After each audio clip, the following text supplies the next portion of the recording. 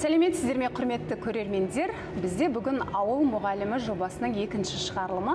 Бүгін бізде қонақта Созақ ауданы Шолқорған ауылы Асқар Сүлейменов атындағы жалпы орта мектебінің тарих пәнінің мұғалімі Аманов Бауыржан Бағланұлы. Бауыржан Бағланұлы, қош келдіңіз. Қош көрдік. Бүгінгі сұхбатқа келісім бергеніңізге рахмет. Жалпы бұл жобамыздың негізгі мақсаты бұл ауыл мұғалімдерінің статусын көтеру, олар арасындағы бір келеңсіз, түйткілді мәселелер болса, соған назар аударту болатын. Сондықтан бүгін сізден бір ашық сұхбат күтеміз. Әрине. Жақсы. Соңғы қазір қандай салада жұмыс жасап жатсыз, жалпы жетістіктеріңіз қандай? Сол туралы кішкене тоқталып өтсеңіз өзіңіз. Мен Асқар Сүлейменов қазір жалпы білім беретін мектеп болып аты өзгерді. Сол мектепте бұйырса 8 жылдық болады, еңбек өтілім. Тарих пәні мұғалімі, негізі ол мектепке баста әлеуметтік педагог болып жұмысқа қабылданған. 1 жылдық тәрбие зауыштық еңбек өтілімізде бар. Ал енді жалпы мұғалім ретінде жетістіктеріміз айтатын болсақ, республикалық педагогикалық идеялар фестивалінің жеңімпазымыз. Сосын дарынды оқушыға талантты ұстаз деген байқау бар, одан 3-ші орын алғанбыз. Басқа да енді республика көлемінде тәжірибе тарап жүр. Оқушыларымыз енді биылғы жылы осы ауыл мұғалім деп атысы. Біздің енді ауыл мұғалімдерінің оқушыларын мүмкіндікті артыру үшін ауыл олимпиадалар ұйымдастырып жатыр. Содан облыстан оқушымыз жеңімпаз болды, дәстүрлі олимпиададан облыстан жеңімпаз болып жатыр. Жалпы оқушыларды рухани тұрғыдан және пәндік білім теориясын дамытуда жан-жақты жұмыс жасап жатырмыз. Жалпы осы. Тамаша, жақсы. Жалпы ауыл мұғалім болудың қандай артықшылықтары, кемшіліктері мен кездестіңіз? Біз енді мектепке тұрған кезде ауыл мен қаланың арасындағы инфрақұрылыста алшақтық бар. Қала оқушыларына және қала мұғалімдеріне берілетін мүмкіндік өте жоғары. Ал ауыл мұғалімдерінде мүмкіндіктер шектеулі. Оны біз өзімізде жалпы ауылдың мұғалім болған екен, ауылдық жерде тұрғаннан кейін біз көп байқаймыз. Енді шетелде ондай айырмашылық болмайды ғой. Бізде үлкен үйірмелердің жетіспеуі болуы мүмкін. Сосын кабинеттердің жабдықталуының жетіспеуі болуы мүмкін. Бірақ біз енді өзіміз ұстаздық еткеннен кейін бізге тақта мен бордыңда білім беруде соның өзінің артықшылығы болды. Соны қолданып оқушылардың білім сапасын арттыруға жұмыс жасап жатырмыз. Енді менің кездескенде менде қиындық бізде интернет жағынан болды. Өйткені мен АКТ жағына қатты көңіл бөліп, енді тәжірибемен келеді барлығы. Сол жағында бізге сәл сол мүмкіндік сол жағынан болды. Ал жалпы біз енді кабинеттердің жабдықталуы да бізге септігін тигізді. Бірақ енді қазір сол кемшіліктерді еңсеріп, балаларды пәндік білімін арттыруда және шығармашылығын арттыруда жан-жақты қолдан келетін өзіміздің қабілетімізді қолданып жұмыс жасап жатырмыз. Бірақ енді айырмашылық үлкен бар. Біз енді жоқ дей алмаймыз. Бұл кішкене кедергілер, енді. Кедергілер. Мысалы, артықшылыққа кезек беретін болсақ, мысалы, мен білуімше, ауыл мұғалімдері қосымша 25% үстемақы алады, енді сондай бір артықшылықтарын да. Ауыл мұғалімдердің жаңа жалақы жағынан артықшылығы. Бізде экологиялық аймақ Қызылорда жақтан Аралдан төленеді, ол бірінші. Екінші, сельский деген сияқты ауылдық квота деген болады, ауылдық мұғалімдеріне. Сол жағынан жалақы бізді қала мен ауылдық мұғалімдерінің сағат жүктемесін салыстыратын болсақ, қалаға қарағанда ауыл мұғалімдері көп жалақы алады. Ол да бір шетінен материалдық жағдайды реттеуге, ол да бір ұстаздың, яғни кез келген мамандық иесінің жалпы өзінің қамтамасыз ету жағынан үлкен көмек болады. Сондай да айырмашылықтар бар. Одан бөлек балалар бізді ауылды жерде табиғатта етене араласып, кең далада өскен бала, оның жұмыс жасау да еркін. Біз ауыл аймақта. Жаңа олимпиада деп қалдыңыз ғой, мен естідім, министрлік осы соңғы жылы ауыл балалар үшін жеке олимпиада ұйымдастырған екен. Оған жалпы ауылдардан бір 78 мыңнан астам оқушы жалпы аудандық кезеңдеріне қатысып, одан кейін мыңнан астам оқушы республикалық кезеңге жолдама алып деді. Енді осыған балалардың ынтасы қалай? Ауыл балалары осындай байқауларға жалпы ынталы ма, әлде өздеріңіз кішкене көбірек дайындық жүргізіп, мотивация беріп деген сияқты көп жұмысты талап етеді ме? Енді бұл жерде мен айтатын болсам, барлық салада кез келген жұмыстың өсуіне кадр саясаты шешеді дейді. Яғни сол мектептің өзінің мамандары қаншалықты білікті, білімді, тәжірибелі, сол кісілер осы оқушылардың да дамуына қатты үлес қосады. Мен осы әлеуметтік желіден оқыған кезде, ауыл олимпиадасы болады деген кезде дарын сайтын көп бақылап жүрдім. Себебі осыған қатысып бізге мүмкіндікті, өйткені бізде Назарбаев зияткерлік мектептері, дарын орталығы, білім инновацион лицей, сол кісілермен байқауда жарысатын кезде біздің кемшілік тұстарымыз бар. Оны мойындау керек, яғни дайындық тұсында. Сондықтан осы мүмкіндікті біз қалт жібермеуіміз керек деді. Яғни оқушыға, мен өзім бір оқушы қатыстырдым, ол жерде ережені толық білмеппін. Көптеген оқушыны қатыстыруға болады. Енді бір өкініштісі, біздің жалпы мектебімізден 4-ақ оқушы қатысып қалды. Яғни ақпарат көзінен мағлұматты дұрыс білмеген себепті аз қатысып қалдық та. Енді осындай жайттарға мысалы кім кінәлі деп ойлайсыз? Бұл жерде біз кейде мен шынында білем, кейде бір ақпараттық хаттардың түсініктемесі ауыл мектептеріне шынында дұрыс бармайды. Сондай бір келеңсіздіктермен мен де кездескен жағдайларым болған. Бізде енді бірақ бұл ақпараттық әлеуметтік желіде бір хабарландырады және білім бөлімінен барлық мектептерге хат келеді. Енді бұл жерде біз мысалы мен кінәні сырттан іздемеймін, кінәні өзімізден іздеуіміз керек. Бірінші кезекте өзімнің принцип ұстанымымда. Енді бұл жерде мен өзім бақылап жүргеннен кейін маған түсінікті болды да. Осы жарыс болатыны қай күні, қашан екен. Мен әлеуметтік желіден қатты күтпей-ақ соған тіркеп оқушыны байқау қатыстырдым. Негізі мен ойлаймын, тәжірибемен келеді деп көп мұғалімдердің бұл ақпарат көзінде әлеуметтік желіде дұрыс ақпарат қабылдамағанына және зейін қойып, сол жағына көңіл аудармағанынан шығар деп білемін де өзім енді. Басқа кісілерге сырттай баға бере алмайсың, бірақ өзімнің тәжірибемнен айтып жатқаным. Менде қызық оқиға болған, мысалы, мен бір белсенді ұстаздан бізде педагог мәртебесі деген бар ғой, сол туралы бірдеңе сұрағым келіп, жекесіне жазғанмын әлеуметтік желіде, мессенджеріне. Сөйтіп ол кісі маған өмірлік сабақ үйреткен. Сен өзіңе керек ақпаратты Google мен YouTube-тан жазып іздене алмасаң, сен қалай педагог болып жүрсің деп. Сол маған қатты әсер еткен, сондықтан мен керек ақпаратты бірден Google-ға жазып, бұйрықтардың тізімін алып, YouTube-ға жазып, TEDx форматтарын көріп, мен соған дағдыланғанда, енді ол бірден келмейді, саннан сапа шығады, тәжірибемен, жаймен осы тәжірибе арқылы. Бірақ енді дұрыс хаттардың жетпеуі де сол салаға жауапты адамдардың немқұрайлығынан да болып жатады. Ол тәжірибемізде бар ол. Бірақ бізде қазір ақпараттың ағыны ашық заман, барлық нәрсені мысалы айтып жатсыз, ғаламтор бетінен оңай алуға болады деген сияқты. Ізденсеңіз тіпті жаңағы біз анау нормативті құжаттар дейтін құжаттардың өзі мысалы ұлттық білім академиясында кәдімгідей сала бойынша кейде бөлініп тұрады. Бірақ кейде соны мұғалімдер бір немқұрайлық танытып, дұрыс танымай жатады, оқымай жатады, зейін қоймай жатады. Содан кейін жаңа қоғамды кінәлайды. Біз бұны білмей қалдық, бізге ескертілмеді, айтылмады деген сияқты, содай нәрселер кезгетін сияқтымыз. Енді жаңа мұғалім мәртебесі деп қалдық. Осы мұғалім мәртебесі туралы заңда жалпы педагогтарды қосымша жұмысқа жегуге тыйым салғалы біраз жыл болды. Ауыл мұғалімдерінде осы жиналысқа тарту, қосымша газет журналдарға жазылдыру, жаңағы сенбіліктерге шығару деген сияқты мәселелер доғарылды ма әлде деп бар ма? Мен жұмыста жас маман болып тұрған кезде осының барлығы қамтылған. Сол кезде сұрақ туады, бұл қалай біз барлық жерде жүре береміз бе деп. Негізгі бізге берілген міндеттеме бойынша біз балаға мемлекеттік білім беру стандартында пәндік негізде соған жұмыс жасауымыз керек қой, қалай деген сияқты. Сөйтіп қазір енді Асхат Аймағамбетов министр болып тұрған кезінде осыны жоюда біраз белсенді мұғалімдермен жұмыс жасады, нәтижесін берді. Қазір ешқандай ауылдық жерде мұғалімдер сенбілікке шықпайды, жиналыстарға барып отырмайды, өздеріне жүктелмеген жұмыспен залын толтыру деген жұмыс қазір жоқ. Бұрын болатын, қазір жоқ. Яғни мен сол кезеңдерде жұмыс істедім, баста болды, уақыт өте келе оның барлығы жойылды. Бұл жерде енді мынандай, біз ауылдық жерде болған кейін, мысалы біз енді аудан орталығында тұрғаннан кейін бізде 6 мектеп бар. Ол жерде қала халқының саны, ауыл халқының саны да жоғары. Ал басқа ауылдық жерлерде бір ауылда бір ғана мектеп болса, ол жерде бір ру тұрады. Сондықтан бір ру орналасқан жерде бір-бірінің көңілін қалдырғысы келмейді.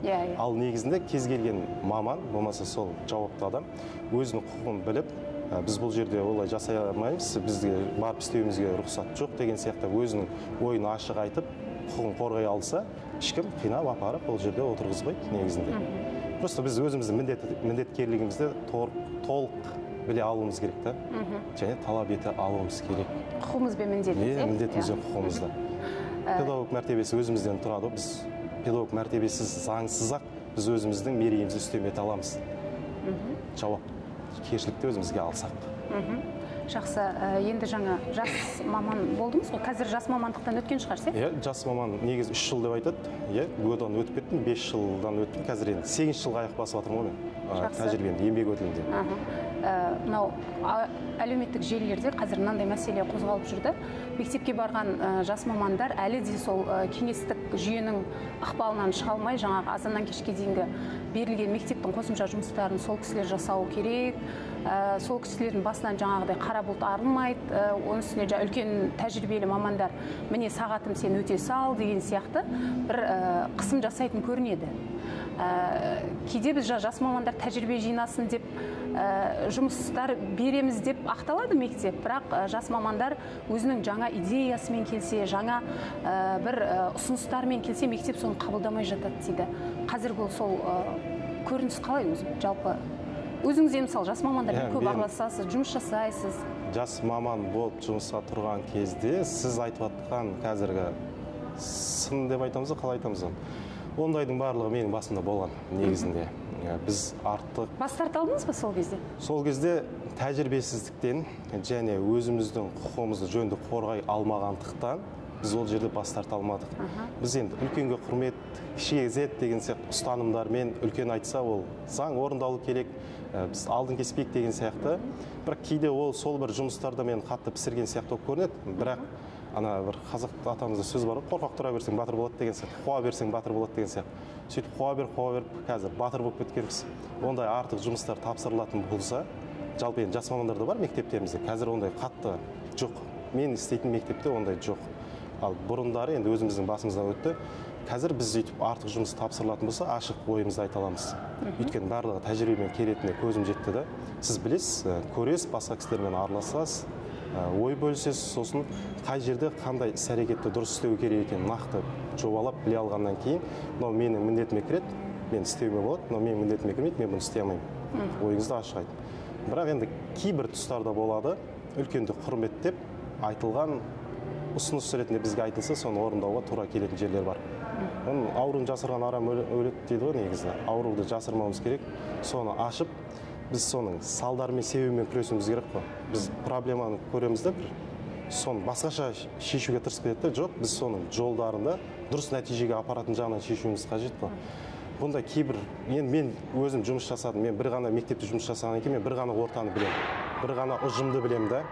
Басқа жерлер туралы мен ой айта алмаймын. Өйткені мен ол жерді көрген жоқпын, білген жоқпын. Сондықтан мен жұмыс жасаған жерде бұрын болған, қазір ол дүние жоқ. Ол азайды, өйткені педагог мәртебесі дедік, басқа дедік, қазір заман мұғалімдерінде сауаттылығы да жоғары деңгейде. Мен де соны айтып келемін. Ұрпақтар тізбегі деген бар ғой, Уильям Штраустың альфа, бета деген сияқты бізден X, Y, Z деп айтамыз ғой. Қазір ұрпақтар ауысып жатыр ғой. Бұрынғы жүйені қаламайды. Қазіргі жас мамандардың сауаттылығы былайша айтқанда жоғары, және өздеріне қоятын талаптары да басқаша. Жаңа біраз байқауларға қатыстым дедіңіз, республикалық деңгейдегі байқауларға қатысып жүргеніңізді білемін, әлеуметтік желіден де бақылап отырам. Сол байқауларда қазір көп мұғалім шағым айтатын жемқорлық деген нәрсенімен жолықтыңыз ба? Жолықсаңыз бір қай деңгейде, оны қалай шеше алдыңыз деген сияқты. Кейде байқауға қатысатын мұғалімдер, олимпиадаға оқушыларын қатыстыратын мұғалімдер, ой, бір жаңағы сөйлеспесең алдын ала болмайды, тек қана сондай таныстар барлар алады деген сияқты пікірлер бар да. Осы пікірге көзқарасыңыз? Бұл мен әріптестеріммен жиі диалогқа келетін сұрақ болып тұр да. Енді мен басынан бастайын. Мен жалпы осындай шығармашылық жұмысқа қалай келдім? 2017-те мен алғашқы байқауым болды, ол аудандық деңгейде. Бізде ПЕТ кеңес деген ПЕТ тамыз оқулы болады. Сол кезде орын үлестіретін. Соған мен қатыстым. Енді менің түсінігімде, енді кейіннен ол ой келді маған. Соған қатысқан кезде ол жерде дауысты қатысқан оқушылар, мұғалімдер, ұстаздар береді. Кім облысқа өтеді, кім бірінші орынға лайық деп. Сол байқауда бірінші орын бұйырды маған. Мен оған енді жоғары деңгейде, мен барлық TEDx форматын көрдім, қалай сөйлеу керек, қалай киіну керек, ол киіміңде, сөйлеуіңде қатты әсер ететін, айтатын ақпаратында барынша дайындалып барғаннан кейін бір ғана түсінік болды: конкурент қалдырмау керек. Мақсат конкурент қалдырмауда, және сол жерде бірінші орын алғаннан кейін сол маған қатты серпіліс берді. Сол кезде мен сіздің қолыңыздан сол мадақтаманы, бірінші орын дәрежесін сіздің қолыңыздан аға. Менің алғашқы осындай деңгейден деңгейге өтуіме ең себепкер болған сол жаңағы байқауда. Ол жерде мен тарихшылардың ешқайсысын танымаймын, аудиторияда отқан. Мен жас маманмын, мені ешкім танымайды. Мен жұмысымен таныстырдым, оң баға берді. Менде сол кезде түсінік болған. Сол байқаулар, мысалы, ақшамен болады деген сияқты бізде енді түсінік бар ғой. Менің өмірлік тәжірибемде ондай болмады. Енді облысқа келем, облыста менің 2018-де пет дебют деген байқау болған. Мен сол жерге үш турдан тұрды да, біз панорамалық сабақ болды. Сол кезде мен Мирас деген әріптесіммен бірге мектепте біз видеоролик түсірдік, бейнебаян сабақ, яғни 11 минуттық таныстырдым, түсірдік. Мен дрон жалдадым соған. Одан кейін өзімнің аудан туралы, өлке туралы бейнебаян түсірдік. Алғашқы, енді сапасын көрсеңіз оны қазір ұяламыз, бірақ тәжірибе өте керек, сапасын дұрыстап. Сойып дайындықпен бардым. Сол аудиторияда соны қорғадық. Содан кейін менде түсінік қалыптасты. Қасында отқан әріптесің, сенің байқауға қатысатын кісі. Сіздің келіп қолыңызды алып, керемет жақсы қорғадың, бірінші орын сенікі ау деген сияқты. Деңгейге дейін дайындалып, сол деңгейге жеткізгенше сондай еңбектеніп, сондай конкурент қалдырмайтын болсаңыз, сізден ешкім ақша талап етпейді. Ақша қандай жағдайда болады? Менің түсінігім бойынша, сіз конкурент беріп қойдыңыз, сіз дайындығыңыз өте нашар. Сіз сол жерде сіздің қасыңыздағы адамыңыз, ол жақын біреудің танысы болуы мүмкін, болмаса сол сондай жолмен баруы мүмкін, сөйтіп сол орын алып қойып, сіз басқалар кінә тағуыңыз мүмкін да. Бұл байқаулар ақшамен болады деген сияқты.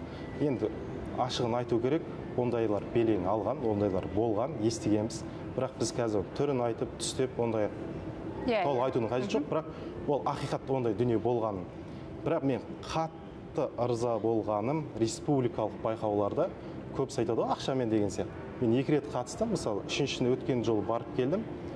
Сен қаншалық деңгейде күшті дайындалдың, жұмысыңды қорғадың, болды. Сен барлық ашықтық түрде болады да, менің тәжірибемде жеткені.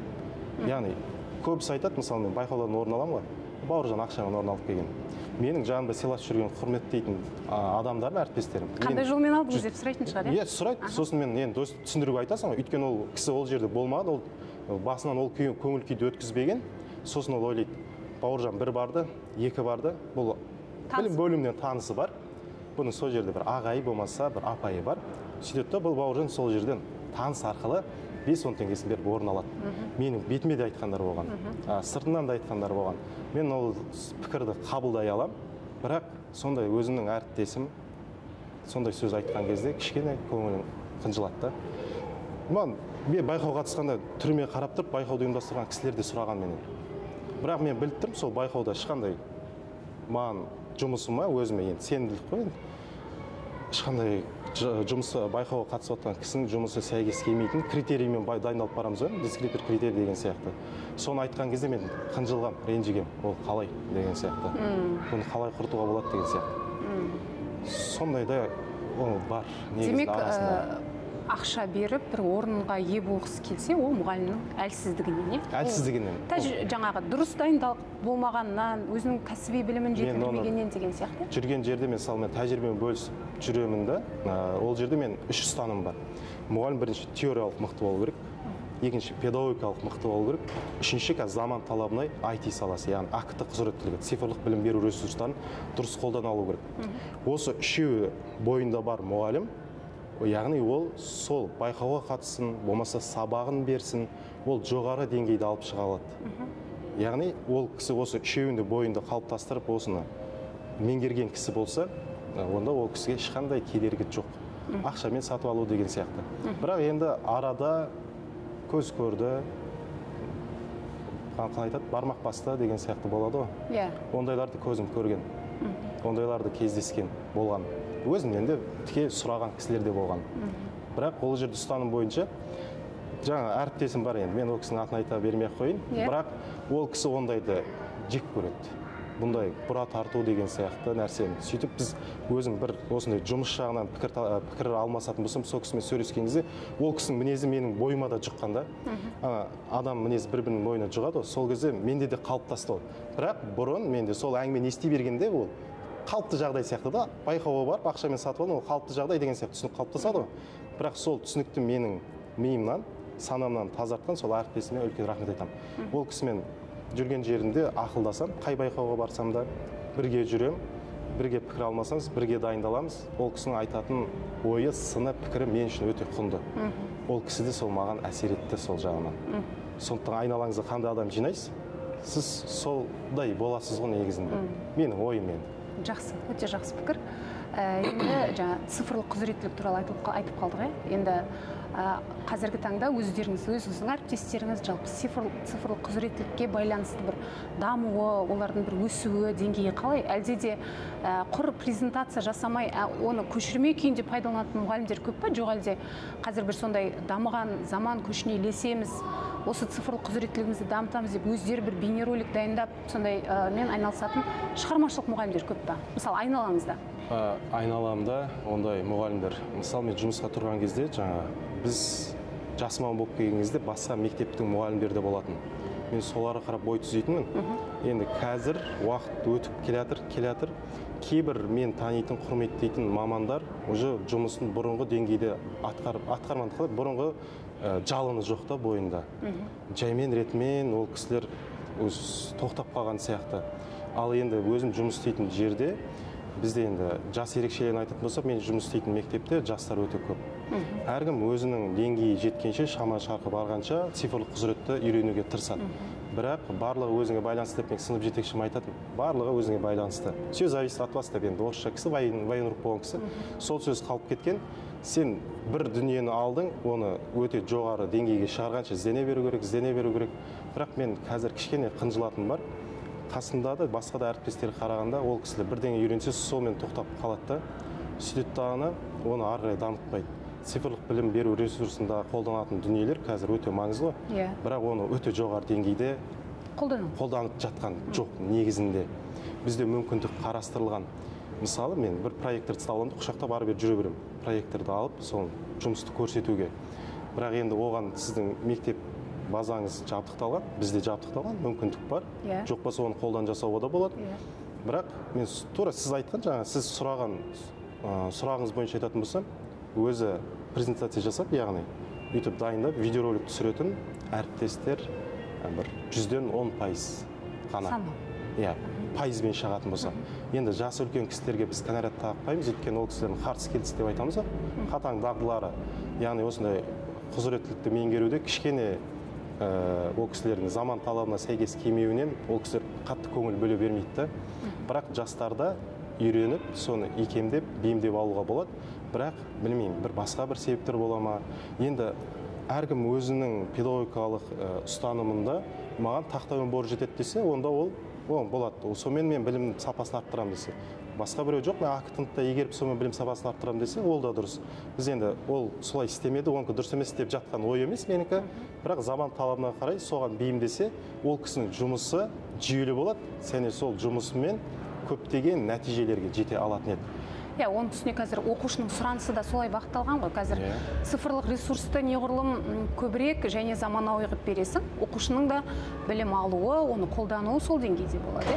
Енді осы жерде мысалы жаңартылған білім беру мазмұнына енгізген белгілі өзіңізге. Енді қараңызшы, мысалы біз жаңартылған білім беру мазмұнын енгізген кезде балаларды білу және түсіну деңгейінен жоғары дағдыға жеткіземіз деген мақсат болды. Тіпті оқу мақсаттарымызда да сондай сөздер бар да, оқушы білімді қолданады, оқушы білімді жинақтайды, оны анализдейді, одан қорытынды жасайды деген сияқты да. Бірақ мұғалім егер өзі сол тарапта талдай алмаса, қолдана алмаса, жинақтай алмаса деген сияқты, оған оқушыны қалай жетелейді? Мысалы, мен әлі де білем, өзінің деңгейін білу және түсіну деңгейінде ғана сабақ беретін мұғалімдердің басым көпшілігін көремді. Біз сонда жаңартылған білім беру мазмұны деп былайша айтқан дабырағып айтып алып, оның үдесінен мысалы қаншалықты шығып жүрміз, немесе оқушыларымызды сол тарапта қаншалықты дайындап жатырмыз өмірге? Енді бізде мысалы сыныпқа кіреміз ғой сабақ бергенде, сыныпта жас ерекшелігі, мысалы оқулықтағы оқушыларға деңгейлеп саралап беру керек болады. Менің ұстанатын жаңа бұл таксономиясындағы менің оқушыларым қазір мен 8, 9, 10 сыныпта сабақ берсем, олар алған ақпаратты бағалап анализ жасай алу керек та, менің ұстанымымда. Сол жоғары деңгейді меңгерту басты мақсат болып табылады. Енді соны деңгерту үшін ол кісіге тапсырманы деңгейлеп саралап беруіміз керек. Және ол жерде дағдылар бар ғой бізде, айтылым, жазылым, тыңдалым дағдысы ол бөлек. АКТ құзыреттілік дағдысы, сыни тұрғыдан ойлау дағдысы, коммуникативті дағдысы, осыны беруде мұғалімнің шеберлігі басты бірінші орында. Яғни біз білімімізді арттыру үшін педагогикалық шеберлік орталығына барамыз, өрлеуге барамыз. Мысалы бізде соны салыстырғанда ол жақта мен көп нәрсе аман деп айтады да. Менің өзім тәжірибемде мен педагог шеберлік орталығына 2018 барғанда мен қатты қуанамын, маған қатты әсер еткен. Бізде қысқа мерзімді жоспар жазуда, сол жерде Бауыржан деген ұстаз, яғни оқытушы, сол кісі үйреткен. Алғашқы 3 күнде мен түсіне алмаған. Себебі мен ол кісіге жанымен өйстіп отырып қалғанмын ғой, топқа бөлген кезде ол кісі осы оң жағымда тұсында тұрып түсіндірсе, мен көп ақпаратты ала алмағанмын. Сосын мен орынды ауыстырдым да, қарама қарсы отырып алдым, айтқан ақпаратын барынша меңгердім. Бұл жерде енді мұғалімнің өзінің жауапкершілігінде. Бізде мен әлі байқаймын, сол білу түсіну деңгейінде қалып кетіп, өзінің шеберлігін дамытпаған, және де сондай оқу орталығына барып білімін жетілдірмеген себепті де, және сол жерде дұрыс ақпаратты алып, оны өмірінде қолданбаған себепті де жоғары деңгейде бере алмай жатыр. Бұл жерде айналып келгенде, бағана сөзім ғой, кадр мәселесі қатты шешеді. Ертең, мысалы, менің ұстанымда, мен сабақ беретін Теріскей мөлтек ауданы, яғни өзім Асқар Сүлейменов мектебіне жауапты. Мен берген мөлтек ауданда оқушылардың білім сапасы жоғары болу керек, өмірге бейім бола алу керек. Тарихтан ақпарат алса, уақыт шеңберінде оқиғаларды дұрыс бағамдай алу керек. Менің ұстанымда ертең ол кісілер өседі, бір маман иесі болады. Маман иесі болып келгеннен кейін сол мөлтек ауданда қара шаңырақтың иесі болып ер бала қалуы мүмкін. Сондықтан сол ер бала сол мөлтек ауданның әлеуметтік жағынан да, басқа жағынан да деңгейін өсіретін сол бала, сондықтан соған баланың жүрегінен жылулық тауып беретіндей деңгейде сабақ өтуіміз керек та. Ал енді оны оқушыға сабақ беретін мұғалім өзі түсіне алу керек қой. Мен осы жерде қазір түсіндім тәжірибемде. Педагогикалық кітаптарды көп оқу керек екенін. Мағжан Жұмабек атамыздың, Сухомлинский, мысалы, Ыбырай Алтынсарин атамыздың жазып кеткен оқулықтарымыз тізбектеп кете береміз ғой. Сол оқулықты оқып, ішіндегі құнды ақпаратты алып, баланың бірінші рухани дүниесін байытып, сосын басқа да қатаң дағдыларына қарай жұмыс жасау, ол мұғалімнің шеберлігі, және соған ол кісі жауапты. Кейбір кісілер оны немқұрайлық танытады. Сондықтан жаңа сіз айтып жатқан сұрақтың жауабы сол күйі білу түсіну деңгейінде қалып кетеді. Бұл жерде мұғалім жауапкершілікті өзіне алу керек деп ойлаймын біріншіден. Сондықтан да мен айналама қараған кезде мықты мұғалімдер бар. Енді ол кісілердің алтын белгімен бітірген мектебін қызыл дипломмен алған. Бірақ енді балаларды біз педагогикада баланы жетектеп үйретеміз ғой. Сол кісілерді қызықтыру жағынан, әдіс тәсіл жағынан, болмаса сол аудиторияны қамту жағынан кішкене оқылып кетеді. Сол жағын дамытпайды да. Мен теория мықты. Болды, мен теориямен. Теориялық білімді мен мықты. Оқушылардың талабына жұмыс жасамай қалады да. Енді бағана бізде андроика деген термин бар ғой. Баланың алған білімін, яғни өз бетінше үйрене алу қабілеті. Мен қазір оны жоғары оқу орнында ұстанады ғой, ол енді жоғары оқу орнында, және бізде ұстаздарды дайындағанда, соны біз мектеп қабырғасында жүрген кезде бала өз бетімен үйрене алу қабілетіне үйретіп соған қарай бағыттап жүрсек деген ұстаным бар да. Бірақ ол үшін сіз соған сәйкес деңгейде жұмыс жасауыңыз керек та. Енді мен ұзағынан әкеп жауап бердім ба, мен жауапсыз қанағаттандыра алдым ба? Кішкене талдай алдыңыз деп ойлаймын.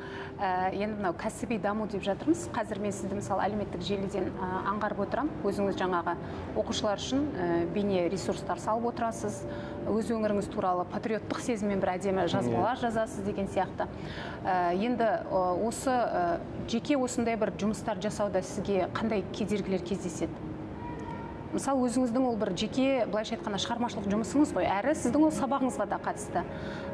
Қазір мысалы біз білеміз, республикада көбінен танымал мысалы, сондай бір тиктокта, инстаграмда осындай бір қысқаша осындай түсініктемелермен шығатын мұғалімдер көбірек танымал. Кеше ғана министрліктің сайтынан оқыдым, бір мектепте жаңағы комикстер арқылы физика пәнін оқытады екен деген сияқты. Бауыржан Бағланұлы өзі инстаграмда тарих пәніне байланысты өзі жеке парақша жүргізеді. Соны көріп, жазылып, тамашаласаңыздар болады. Рахмет. Енді мен рет-ретімен айтатын болсам, мен бейнеролик түсіруді қалай қолға алдым. Ұстаздық болғаннан кейін мен бұл жолға сүйіп келмегем. Ұстаз болып кеткеннен кейін сүйіп кеткем да. Педагогикалық мамандықта оқып жүрмін, мен педагог болмаймын. Енді спортпен айналсам, өзім спорт тренері боламын деген сияқты басқа бағыттарды ұстандым. 1,5 жыл жүріп қалдым универ бітіргеннен кейін. Бірақ жұмысқа тұрып, балалармен жұмыс жасағаннан кейін мен түсіндім. Бірақ мен сол жылдары 2 жыл уақытымды текке құртып алдым. Мен соны өкінемін. Жұмысқа тұрғанның өзінде де 2 жыл уақытымды текке құртып алдым да. Содан кейін мен енді білмеймін, орта әсер етті, сөйтіп ой келе бастады. мен жұмыс жасасам, оны жоғары деңгейде және сол өзім маманның шебер болуым керек. Мен кімнен үлгі аламын? Сөйтіп мен әлеуметтік желіден білім инновационный лицейді бітірген мұғалімдерге тіркеліп алдым. Ол кісілер биылда бітірген және мықты сол биылда жұмыс жасайды, Нұрордада жұмыс жасайды. Ол кісілер әлеуметтік желіде, мысалы мен енді қалай айтсам болады, ол кісілер үздік педагог атағын алған, жыл мұғалімін алған, оқушылар республикалық халықаралық дәрежеде жетістікке жеткенде, ол кісілер жаратылыстану пән мұғалімдері, химия пән мұғалімін қарап жүрем, физика пән мұғалімін қарап жүрем.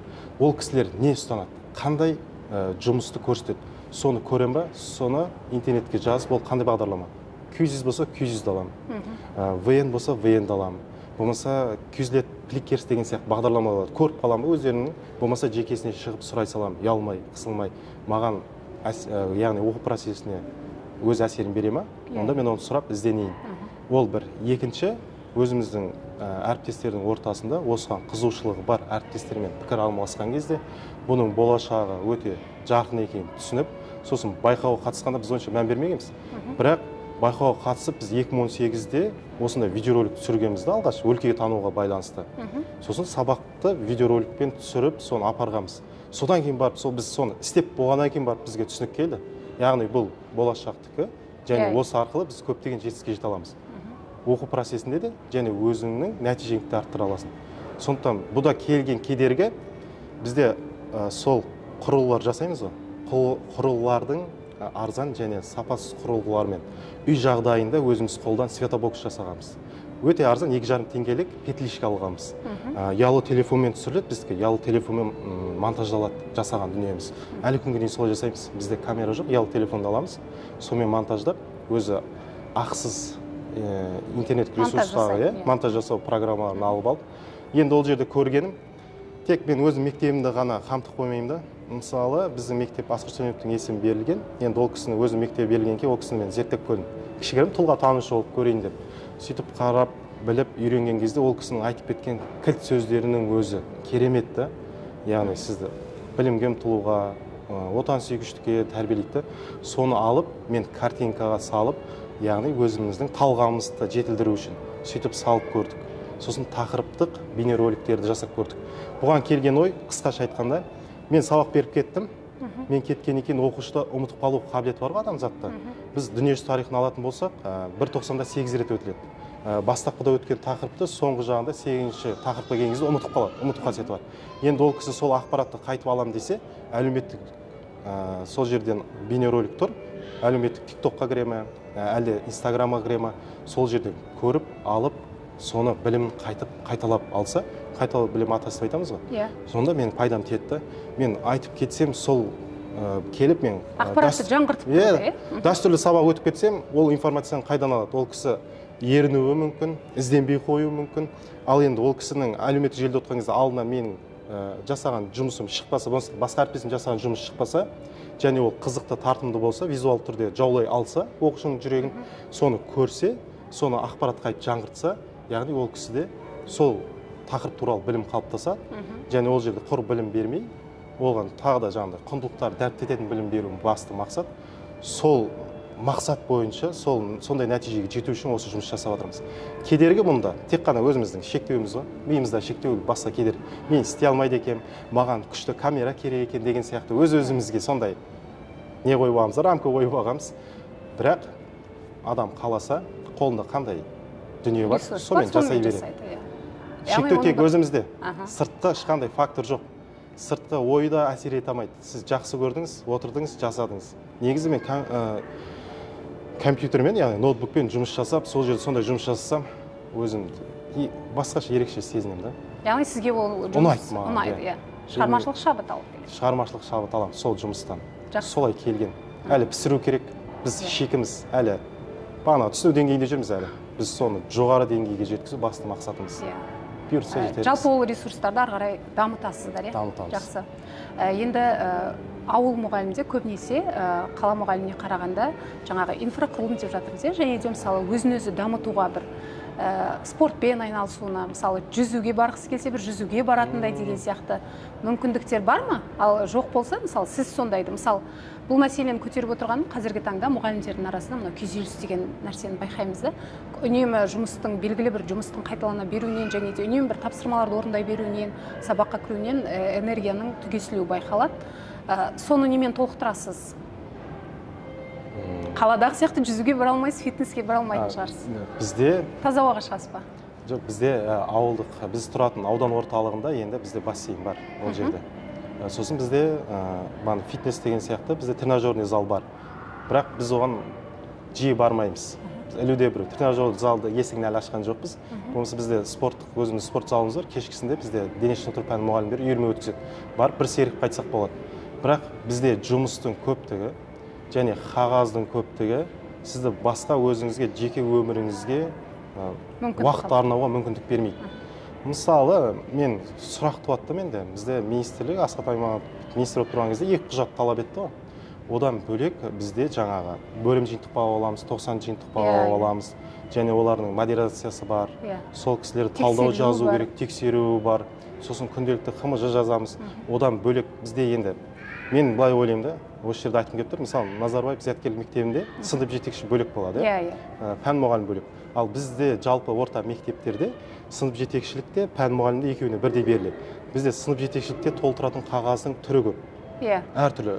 Бізде сыныпта 19 бала болса, оның жай күйін, оған жеке анықтама, әлеуметтік педагогқа беретін қағазың бар, психологқа беретін қағазың бар, тәрбие завучына беретін қағазың бар. Сосын тәрбие бағытында келетін білім бөлімінен енді сол жақтан келетін әртүрлі іс-шара бар. Сіз соларды толтыруыңыз керек. Толтырмасаңыз сөгіс аласыз, ескерту аласыз. Болмаса жаман мұғалім болып қаласыз. Сіз қағазыңыз түгел емес. Пәннен де сондай қағаздар бар.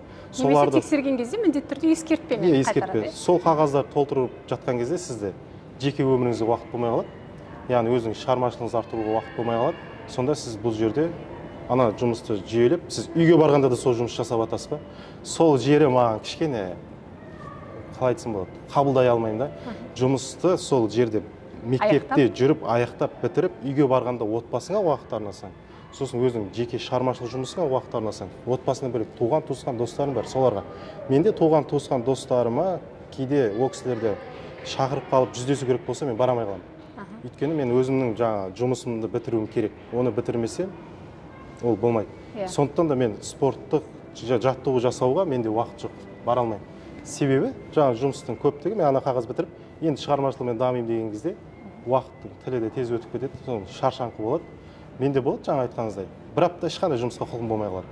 Бір аптадан кейін ойланасың, сосын басқа кісілермен сөйлесесің, тілдесесің, болмаса фильмдер, мотивациялық видеолар көресің, содан кейін қайтып қалпына түсесің. Мен оны өзімде қалыпты жағдай деп ойлаймын. Болады өзіме. Тоқырау кезеңі болады, жұмыс жасап келесің де тоқырау кезеңі. Просто ямаға түсіп аласың да, қайтып шығасың, қайтып кете бересің. Қалыпты жағдай болып қалды. Тәжірибемен келді деп ойлаймын. Бастапқыда бір сын пікір айтылса, болмаса сондай жұмыс көп болып кетсе, жанып кететінбіз да. Көңілге қатты қабылдап аласың да. Содан кейін соны шығара алмай жүресің. Қазір сырттан айтылатын сын пікір болсын, болмаса жұмыстың көптігі болсын. Жаңа өзіміздегі түрлі тайм-менеджмент деп айтамыз ғой, жан-жақты дамытуға тырысып отырмыз. Жүйелеп қоясың жұмыстарды. Қайсынан қайсысын істеу керек, қайсысы маңызды деген сияқты. Соны істеп, болса болды, болмай қалса жақсы кете бересің. Бірақ бізде жаңағы аудан орталығында мүмкіндік бар, ал сырт жақтағы кісілерде мүмкіндік жоқ. Оқушыларды дамытуға және өзінде дамуға бізде осындай оқушылар сарайы, Түркістанда оқушылар сарайы бар. Бізде енді соның енді болашақта болады деп жатыр, оқушыларды жан-жақты дамытуда. Сол жетіспейді. Менің келіншегім де мұғалім, ол кісі де айтады, болашақ балаларымыз мықты білім алу керек. Мысалы, тілден, спорттан, мен қызымның балетке қатысқан қалаймын деген сияқты да. Баламның басқа спортқа қатысқан қалаймын. Ал біздің ауылда ол жоқ. Сондықтан біз қалалы жерде мүмкіндігі бар, жерге барайық деген сияқты. Мен енді ауылдық жерде тұрып, өзім мөлтек аудан балаларына сабақ беріп, сол жерде болғым келеді. Бірақ біздегі өсіп жатқан ұл қыздарымызға заман талабына сай білім беріп, ол кісінің дағдыларын дамытуымыз керек. Осы жерде қарама-қайшылық туады. Ауыл мен қаланың айырмашылығын барынша қысқартып, инфрақұрылыстардың бәрін салып беріп қойса, сонда мүмкіндік жасап қойса. Ең болмағанда аудан орталығына дейсіз. Аудан орталығында. Енді бізде қолжетімді болса дейсіз ғой. Қазір бізде спорт комплексі салынып жатыр. 1100 балаға лайықты. Ол да үлкен жетістік негізі. Ол үлкен ертең бітіп жатса, ол мүмкіндік. енді біз сылтау айтпай барынша кінәні өзіміз іздеп сол шешуге тырысамыз ғой. Бірақ солар енді тез аяқ бітіп, сол құрылыстар бітіп, сол жерге балаларымыз баратындай болса, онда біз үшін ол үлкен бір жақсы мүмкіндік болар еді. Тамаша. Енді сұрағыңызға толық жауап бере алдым ба, айналдырып кеттім ба? Енді мынау ауыл мектептерінің балаларында әсіресе бір ғана мақсат болатын сияқты маған. 11-ші сыныпқа келген кезде ОБТ-дан шекті балды жинап, білім беру грантының иегері атану деген сияқты.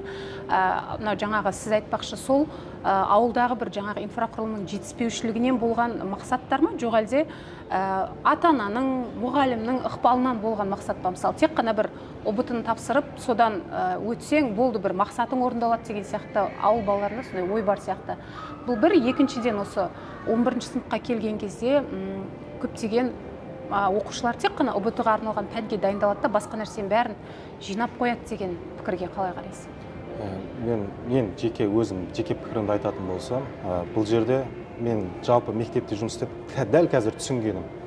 Оқушыға олимпиадалық бақытта дайындалуымыз керек, ғылыми жұмыста бақытта дайындап, сосын ОБТ ең соңында нәтиже ОБТ шешеді деп ойлаймын. Өйткені бала жоғары оқу орнында жақсы білім алып, яғни жоғары шектік балын жоғары деңгейде жинап, соны мықты университеттерге грантқа түсе алса, онда ол сол жақсы ортаға барады, жақсы ұстаздардан тәлім алады. Сөйтіп ертең сол бала өзінің тағдырын жақсы бақытқа қарай бұралады. Енді бізде қазір ОБТ деп жатырмыз ғой, мектептің рейтингісінен алып тастап, әр ата-ана өз жауапкершілікті алу керек. Енді біз ата-анаға да кінә аратамаймыз да.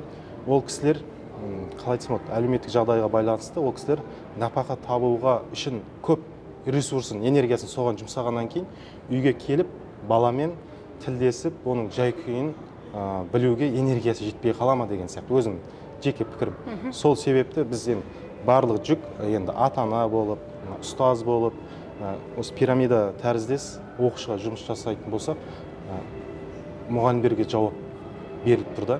Яғни 5 пен 11-ші сыныпқа біз жоғары сыныпқа бергеннен кейін сол бағытта сабақ береміз ғой. Мұғалімдердің жауапкершілігінде бала сол ОБТ-ға баратын кезде, қазір біздеріне бағыт беретін штаттар ашылды мектепте. Мамандыққа бағыт беретін штаттар бар. Ол жерде өз ісінің маманы қазір жұмыс жасап жатыр деп білемін мен өзім. Сол өзім беретін мектепте. Басқа мектептерде бар деп білемін. Сол кісілер қандай салаға сенің икемің жетіп тұр? Бізден гал тест деген сияқты болатын еді ғой.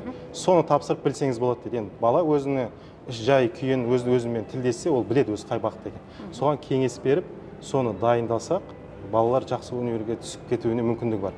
Бірақ бұл жерде де жаңағындай да, ешкім жауапкершілікті алып тұрған жоқ дәл қазір. Мен өзім түсініп тұрмын, 11-ші сыныптардан ОБТ-ға дайындаймын негізінде, тарих пәнінен. Мен түсініп тұрмын, бұл жерде ата-ана жауапкершілік ала алмаса, онда мұғалім барынша жауапкершілік алуға тырысу керек та. Енді мұғалім жауапкершілік алып тұрса, ата-анаға бағыт-бағдар беру керек. Балаңыз осындай жерге түсіп кету керек, осы жерге оның икемі кетіп тұр. Енді екі жақта жауапкершілікті танысатын болса, баланың таңдай алмай қалады. Ол өзінің тағдырын өзі ары қарай алып кетуде кішкене дұрыс бағытқа қарай бұра алмай қалып, сөйтіп қалаған оқу орнына түсе алмай, қалаған деңгейде бала алмай қалуы мүмкін да.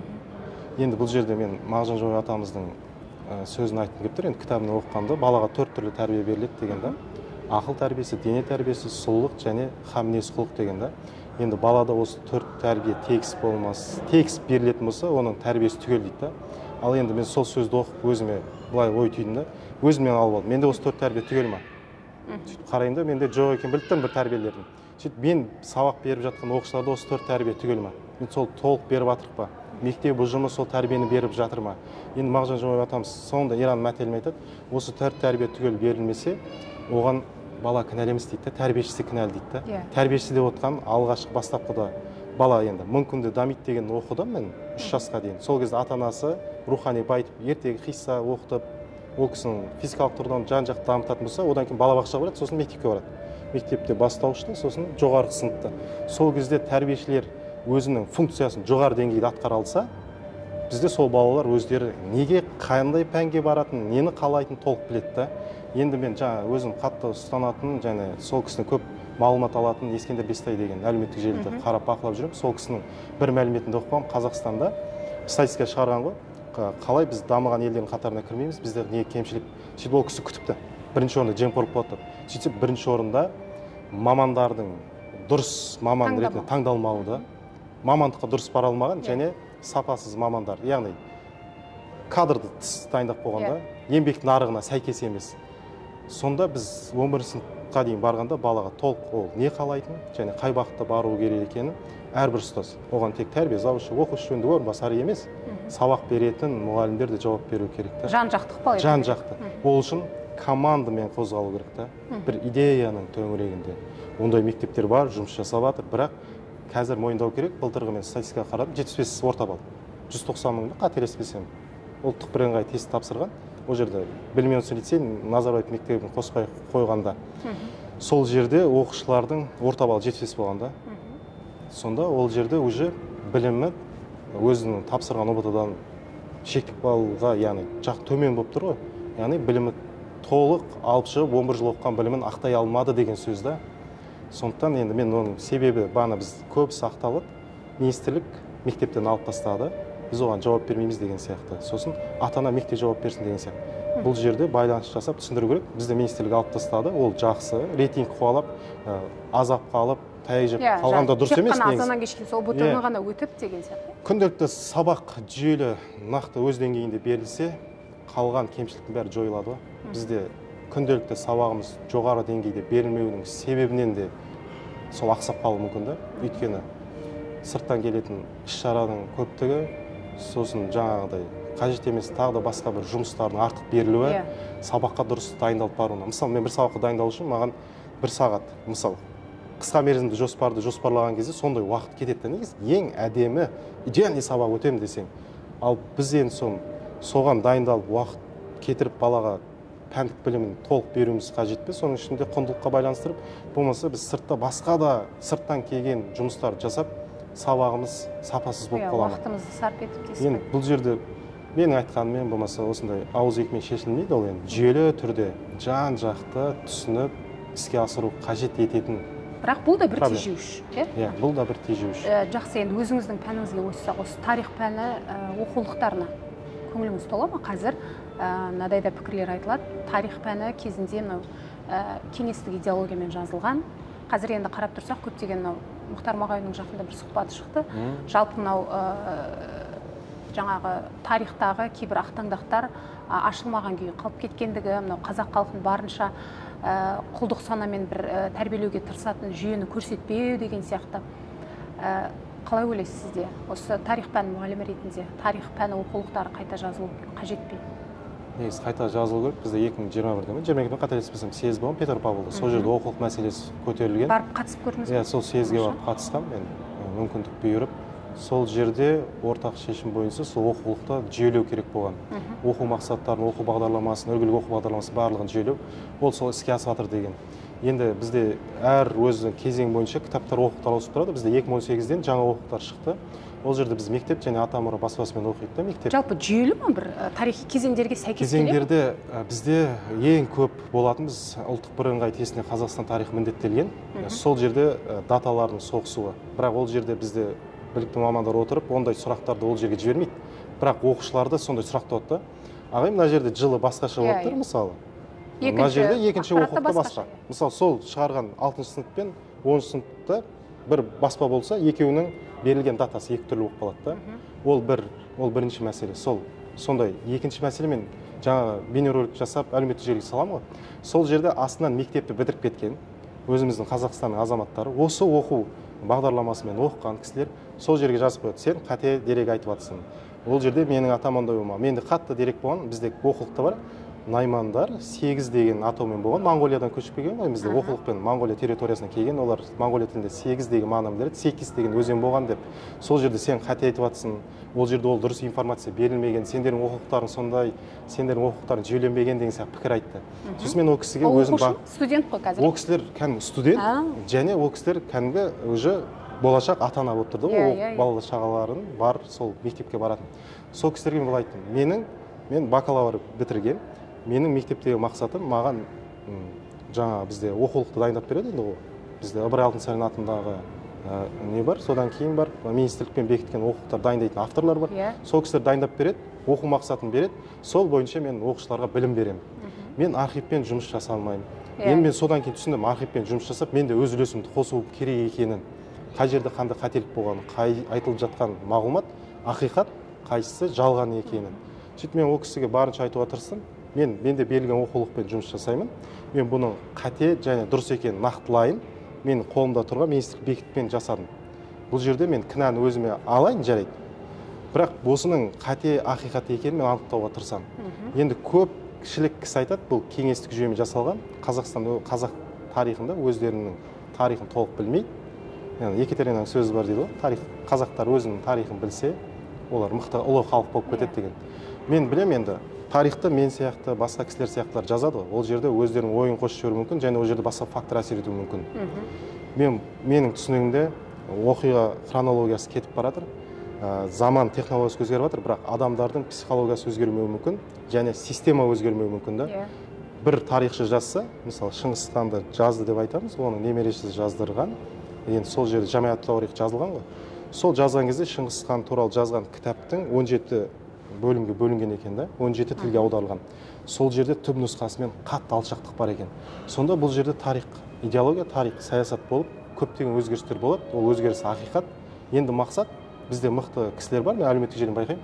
Ол кісілер архивпен жұмыс жасап жүрді, шынайы тарихты алып келуге жұмыс жасап жатыр.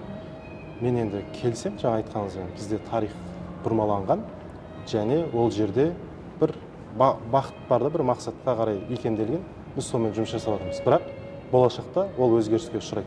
Қазақ тарихының томдар, кітаптар қайтып жаңадан жазылып жатыр. Яғни ол жаңағы көптеген зерттеулерге, архивтерге сүйеніп деген сияқты. Жаңаша көзқарастар, жаңаша фактілер пайда болуы мүмкін. Жақсы. Енді мынау мұғалім ретінде осы педагогика саласында не нәрсеге көңіліңіз қатты толмайды, және не нәрсені мықты түсі деп айтар едіңіз осы білім саласында жүргендіктен? Жаңартылған білім беру мазмұны бар, бағалауды сөздік тілге тиек етіп қалдық. Бізде оқыту мен оқуды бағалауды кішкене ажырата алмай қалатыны бар. Бұрын енді біз смайликпен бағалап жүрдік қой, енді қазір өз қалыптасушы бағалау бар. Балдық жүйедеміз. Сосын бөлімдік. Мен бұрын алғашқында дұрыс түсінбеген себепті қарсы болған. Не керек бар осы бұрынғы жүйемен жүре берейікші деген сияқты.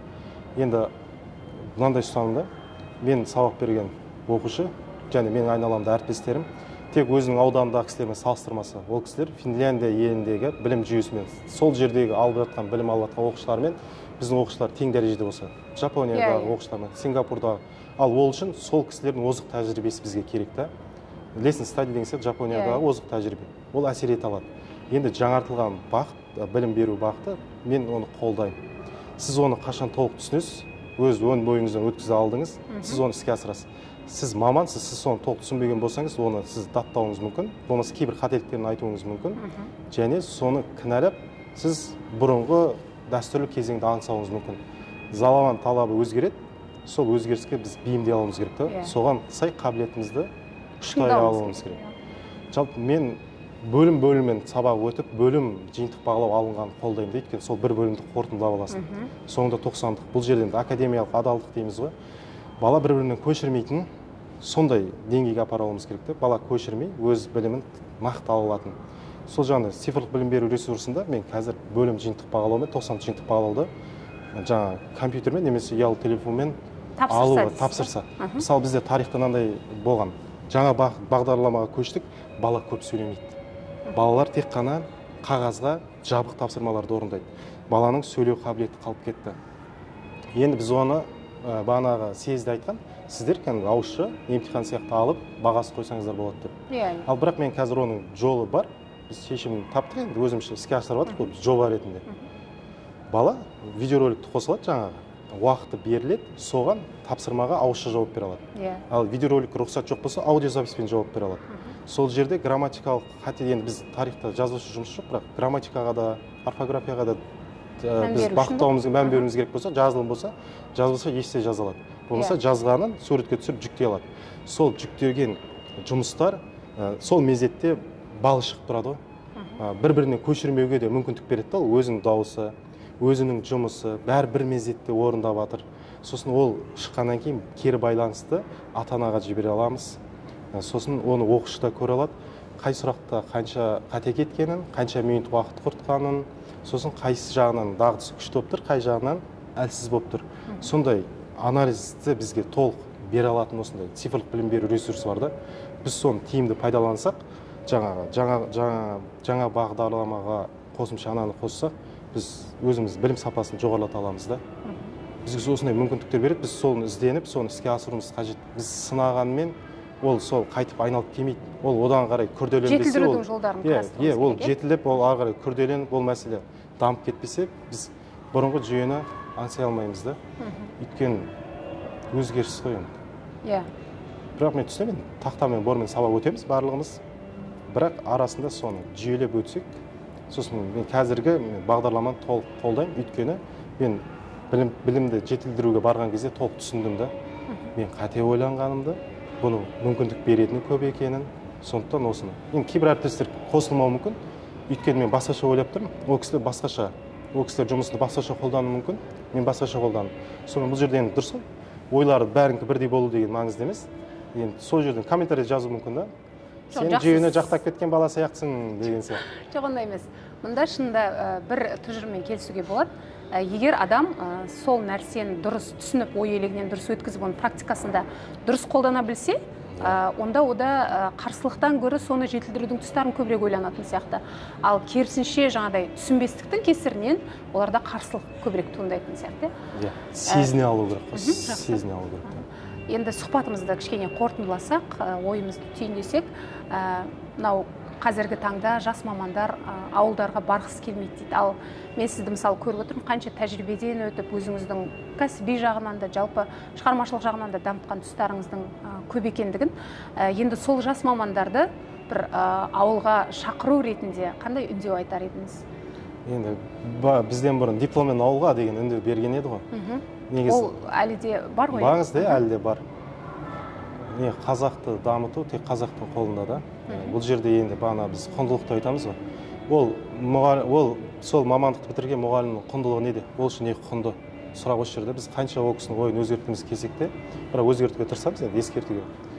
Менің жеке пікірім, ауылдық жерде білім алып, жоғары оқу орнында оқыған кісілер ауылға міндетті түрде келеді. Бізде ауылдық жерде бізге жағдай жасалмаған деген сылтау ғана айтады ол кісілер. Бірақ өзгеріп жатырмыз ғой, жаймен жағдай жасалады. Мен келуге шақырам, ауылдық жерде мықты, дарынды оқушылар бар. Мұғалімнің басты мақсаты оқушының қабілетін ашу. Ол кісінің потенциалын ашып, қандай бағытта дамиды, соған қарай бағыт бағдар беру. Сіз мықты ұстазсыз, ауылдық жерге барыңызда бірнеше мың оқушының шамжыраған жағыңыз, сол сіз үшін үлкен бір жетістік болады. Сіздің өмірлік мақсатыңыз да сондай деп ойлаймын да, ауылдық мұғалім, ауылға мұғалім болмаймын деп айтатын кісілердің. Барлығымыз сондай боламыз, ауылда мұғалім болмаймыз деген сияқты. Бірақ ауылдық жерде сабақ бергеннен кейін түсіндік қой, ауылдық жерде негізі 1932 жылға дейін, 28 жылға дейін қазақ көшпелі болған ғой, 2% көшпеген да, отырықшы 2% болған дейді негізі статистика бойынша. Одан кейін ұжымдастыру болып ауылдық жерге барлығын қалалы жерге шоғырландырған, урбанизация болған. Бірақ енді біздің бойымызда, қанымызда тектілік бар ғой, біз бәріміз ауылға бәрібір бүйрек бұрып тұрады. Мұғалімдер келеді деген үміттем. Менің үндеуімсіз-ақ просто бір сұрақ, сіз үшін құндылық не? Сол құндылықтың сұрақтың аясында жауап тапсаңыз, сіз ауылдық келіп, ауылдық жерде жұмыс жасап, балалардың шам-шырағын жағасы деген үміттем. Құндылықтар балансын ретке қойсаңыз, өзіңіз соған жауап бересіз. Соған жауап береді. Жақсы. Жалпы алдағы уақытта кішкене жоспарларыңызбен бөліссеңіз. Жоспар енді мақсат оқушыларымды республикалық деңгейге шығару. Мен кеше әлеуметтік желіден байқап отырмын. Жартастан уақытында ауыл оқушыларына арналған олимпиада. Қараңызшы, бірінші орын алған кісілерге қолдарына ынталандыру ретінде ұялы телефон берді. Және ол кісілерге грант бөліп берген да, өздері жоғары оқу орнында грант. Барлық оқушының қабілеті жетеді. Бір сөз естіп қалдым, оқушы жаман оқыған үшін артта отырмайды дейді да, артқы партада отырған үшін жаман оқып қалады деген. Оқушыны бүйтіп кезең-кезеңнен алып барасың да, сол бір адамды дамытуымыз мүмкін ғой, бірақ сол бір адамның өзіне де сондай жоғары оқу орнынан грант ұтып алып, сол кісіні сондай деңгейге жеткізсек, біз үшін үлкен бір жетістік деп ойлаймын. Мен дәл қазіргі басты мақсатым ғылыми жұмыспен олимпиададан оқушыларды республикалық деңгейге жеткізу, және жеткіземін деген сенімдемін. Сол бағытта жұмысты уже бүгіннен бастадық қой. Сол жұмысты бастап, сол нәтиже жетеміз. Және біздің бір жобамыз бар, интеллектуалдық ойын өткіземіз біз мектепте. Сөзім соны айтты. Біз тек бір адамды ғана дамытып қоймаймыз да. барлық сыныпта оқитын оқушыларды 6 оқушыдан немесе 10 оқушыдан немесе 5 оқушыдан жинап, топтық ол кісілердің ақыл ой интеллектісін, рухани интеллектісін және эмоционалды интеллектісін дамытуда біз сол байқасам ол бір ерекше форматта өтеді, бір қараңғыда атмосфера, яғни оқушылар эмоциямен қабылдайды, атмосфераны сезінеді. Мен өзім сол атмосферада болып көргесін барып түсіндім да, ол атмосферада болмаған екен мен түсінбедім. Болғаннан кейін ол оқушыларды да соны қалайтынын түсініп, оқушыларға сол бағытта біз қазір жоба жасап, дәстүрлі түрде бірінші сезон, екінші сезон деген сияқты өткізіп отырмыз. Оқушылар соны күтеді. Және біз сол тек қана олимпиада ғылыми жұмыс істемей, шығармашылық жағынан да осындай жобаларды іске асырсақ, ауыл оқушыларының, ауыл балаларының қабілеттерін жан-жақты шыңдасақ, ауылдың инфраструктурасы да дамиды деген ниеттемін. Және оны болашақта мысалы аудандық деңгей, облыстық деңгейге дейін көтеруге болады ғой? Мысалы басқа ауыл мектептеріндегі оқушылар үшін. Бізде енді аудандық деңгейге шығару ойда бар, бірақ ол үшін көп қажырлы еңбек керек болып, жұмыс керек болып тұр. Яғни физикалық тұрғыдан шаршау керек болып тұрды. Сол жерін бір іске асыруға тырысамыз. Барлығы бізде жобаланған. Бізде өзімізде кішігірім командамыз бар, соны іске асыратын. Біз бұйыртса ол да болады, ол іске асырамыз деген ниеттеміз. Оқушылардың қабілетін ашу басты мақсат. Жақсы. Рахмет, бүгін осындай келелі сұхбат беріп, әртүрлі саладағы білімдеріңізді байқатып, жалпы алдағы уақытта осындай жаңағы бірнеше жобаларыңыз бар, олимпиадаға дайындап жүрген оқушыларыңыз бар, барлығына шығармашылық сәттілік тілейміз. Алда да сізді болашақта биік белестерден жақсы жетістіктермен осы ауылыңыздың білімін дамытуға көп үлес қосады деген сенеміз. Көп рахмет бүгін сұхбатыңызға келгеніңізге. Сізге көп рахмет шақырғаныңызға. Сізге жұмыстарыңызға шығармашылық табыс тілейміз. Жақсы, рахмет. Міне, құрметті көрермен, біз бүгін ауыл мұғалімі жобасының екінші шығарылымын осымен керемет сұхбатпен аяқтаймыз. Келесі кездескенше сау саламатта болыңыздар. Талаптарыңыз бен ұсыныс тілектеріңіз болса, онда міндетті түрде пікір қалдырып отырыңыздар. Қош, сау болыңыздар.